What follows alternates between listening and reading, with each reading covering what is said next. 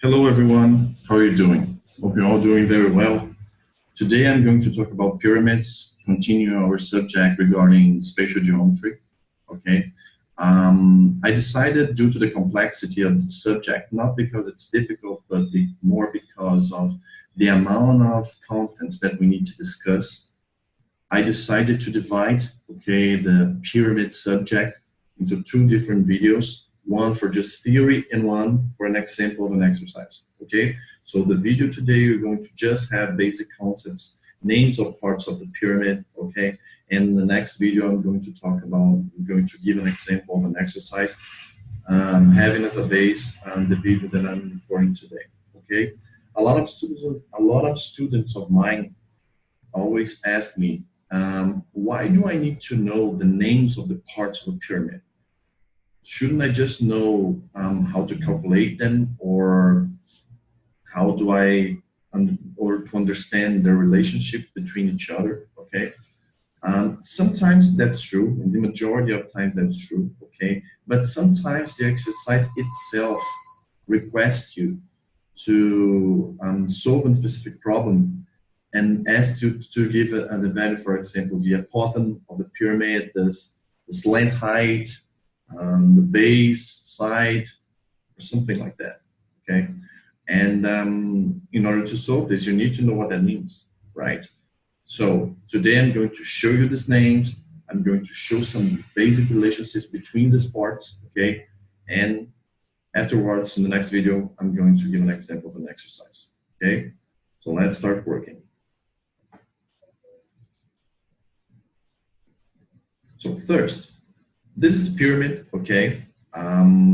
In this case, there are a lot of different types of pyramids, but in this case, I'm giving an example of an hexagonal, okay, base pyramid, or meaning it's a pyramid that has a base which is an hexagon, okay, which is, as you all should know by now, a polygon with 6 equal sides, okay, if it's regular. In this case, I'm considering a regular hexagon. What is a regular hexagon, teacher? A regular hexagon is an hexagon in which the 6 sides are the same, have the same length. Okay? So let's remember some names, some basic names of the pyramid. V is the apex. Okay, I have the names in both Portuguese and English because I recorded the video in Portuguese and English. Okay, so just considering the names after this, okay, the second names of each variable here, okay, each part. V is the apex, okay, so it's the maximum point of the pyramid. If you put the pyramid above a surface, it's going to be the highest point of the pyramid. VA, V to A, which I'm also calling L1, is the slant height. So it's like a line, okay, the distance between the V and one of the corners of the pyramid in the base, okay, informally speaking, of course. OM is the base apothem, OM. So it's the distance between the center of the hexagon, okay, and the exact middle point of the base side, okay? Since this hexagon is regular, this rectangle here, okay, needs to be a rectangle that has three equal sides, okay? So the height OM of this rectangle needs to drop exactly in the half of the base side. So OM here, AN here is exactly L divided by 2, okay? OR is the base radius. So it's the distance between the center of the hexagon, the center of the base, to one of the corners, okay? We call it base radius. Imagine if the base was a circle. It's exactly the circle radius. So that's why we call it base radius, okay? VM, distance between the apex and the half of the base length or side length, as you wish. Vn. So as you all know, base exactly due to the same reason that this height OM falls in half of the base length, this height Vn is going to fall exactly in half of the base length as well. So we call it here pyramid apothem, okay? The same way that we have the base apothem here, we have the pyramid apothem here, okay? VO is the distance between the vertex and the base, okay? So vertex and the center point of the base. So in other words, if you put the pyramid in the surface, it's going to be the exact height of the pyramid, okay? That's why I also put it an H here for height. And L is the length of the base side, okay? What we call base length, okay? So considering a regular pyramid, okay, as the example that I'm showing you guys here, we have four important triangles, rectangular triangles that we need to identify in the pyramid. The first one is the triangle ONA. ONA. So base apothem, half of the base length, and base radius. Okay, it's a rectangular triangle.